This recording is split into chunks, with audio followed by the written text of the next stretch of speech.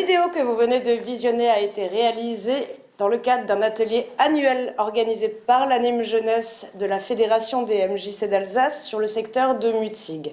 L'objectif de l'atelier La Fabrique à Images, c'est d'aborder des notions techniques, le cadrage, la lumière, l'utilisation de la musique, le montage et de les mettre en pratique. L'idée, c'est vraiment de pouvoir comprendre comment les choix d'une équipe de tournage peuvent influencer l'opinion de ceux qui visionnent ces images. Ce projet, soutenu par le dispositif du FIPEN et du récit, a un réel intérêt pédagogique et il participe à rendre les jeunes attentifs, actifs dans leur relation à l'image.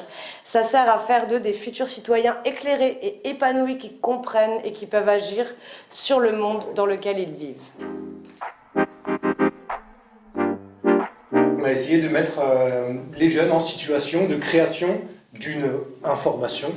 Alors vraie ou fausse, on ne savait pas trop au début. Finalement, on est parti sur une théorie du complot. Le but de l'atelier où on a fait cette fake news, c'était sur une seule séance de tout d'abord découvrir ce que c'est une fake news.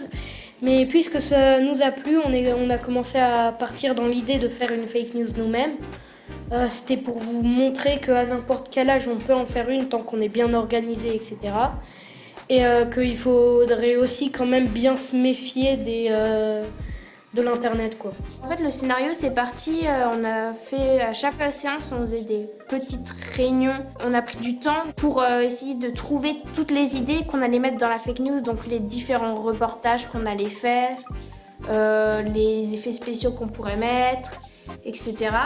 Et il y a une séance, à partir des idées qu'on avait prises ensemble, qu'on avait décidé. Du coup, j'ai écrit les dialogues, le scénario. On avait un scénario de base, mais petit à petit, au jour le jour, on rajoutait des trucs, on enlevait des trucs. On a beaucoup travaillé sur les images et le son. On a pris des images qui faisaient plutôt peur pour que ce soit réaliste. Et pareil pour le son, on a pris des sons qui font peur. Et sans son, ce sera pas forcément la même chose. On aura moins un effet de peur. On a utilisé plusieurs sites internet pour les photos et le son, comme Pixabay et d'autres sites. Sur Pixabay, il y avait des images payantes, mais aussi des images gratuites qui sont libres de droit. Et donc on a pris les images libres de droit, mais même si elles sont pas payantes, elles sont tout aussi bien. Finalement, on peut raconter n'importe quoi à partir de n'importe quelles images qu'on peut trouver. N'importe quelles images et créer une bonne histoire avec ces images-là. Une bonne histoire ou une bonne fake news. Pour les effets spéciaux, on a utilisé de la lumière avec du papier crépon orange pour la scène dans le bureau, pour faire la lumière de couleur rouge orangé. Le CD était un faux CD, bien sûr. L'enregistrement était pré-enregistré. Comme ça, on se met un petit peu dans l'ambiance. Transport en adulte. Et attention, au-dessus. Découvrir un reptilien. Monsieur Hailey, que pouvez-vous... Et pour le jardin, on a utilisé une lentille de contact de couleur verte pour rendre plus crédible la scène. Malgré le peu d'acteurs, on a réussi quand même à faire quelque chose. C'est ça qui était bien. On a appris pendant toutes les séances, c'est-à-dire apprendre comment cadrer, comment bien mettre la lumière et tout, comment bien enregistrer. Généralement, on utilise, pour tout ce qui est voix off, on utilisait un micro-cardioïde. Alors, plus proche de son centre, sous les dinosaures. Tout ce qui est lumière, des grosses lampes, et ça éclaire bien, donc c'est ce qui donne un bon éclairage. Aussi, il y a un fond vert derrière moi. Et sinon, ce qui permet de filmer, donc on a notre Panasonic et un micro Canon. Avec les jeunes, on a eu plusieurs types d'échanges. Il y avait un temps d'abord plutôt pratique où on leur a expliqué comment ça fonctionnait, comment il fallait cadrer, comment ça marchait le montage. Et après ce temps-là, il y a eu plutôt un temps où on les a laissés pratiquer du coup pour mettre en œuvre ce projet de fake news. Ils ont compris aussi comment ça fonctionne, créer une information. Je pense que quand on comprend comment fonctionne une chose, on est plus capable de la maîtriser ensuite. De réussir ensuite, quand on est face à une information, face à une vidéo, de réussir à comprendre, à la décrypter en fait. De savoir prendre du recul vis-à-vis de cette chose.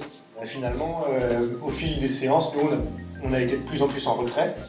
là pour impulser les choses, mais ensuite, dès qu'ils étaient lancés, ça marchait seul, et puis on était là juste en soutien quand il y avait besoin de conseils ou ils étaient bloqués dans quelque chose. Ce que j'ai principalement aimé dans cette animation, c'est notre esprit d'équipe et notre petit groupe, parce qu'on s'entend vraiment très bien.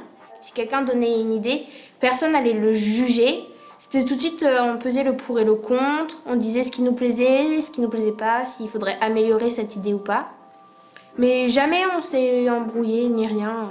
C'est pas chacun qui travaille, mais c'est tout le monde c'est chacun qui se complète. C'est-à-dire que tout le monde est complémentaire de l'autre. C'est-à-dire que sans un, il n'y aura pas l'autre. Voilà, chacun avait eu de bonnes idées et tout.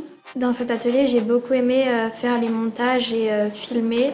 J'aimais bien venir le matin et quand après on filme, on discute. J'ai appris les valeurs de plan. Surtout, le truc que j'ai le plus appris, c'est le montage vidéo, photo, comment on met les musiques avec, comment on coupe les vidéos, photos. C'est ça que j'ai le plus appris dans ce stage. J'ai bien aimé aussi apprendre du coup toutes les techniques, le vocabulaire. Et c'était vraiment sympa. Et du coup, merci à Anne-Claire, Thomas et Naomi. Ça fait une bonne expérience. Et si c'était à refaire, je le referai. Voilà. Donc, ciao.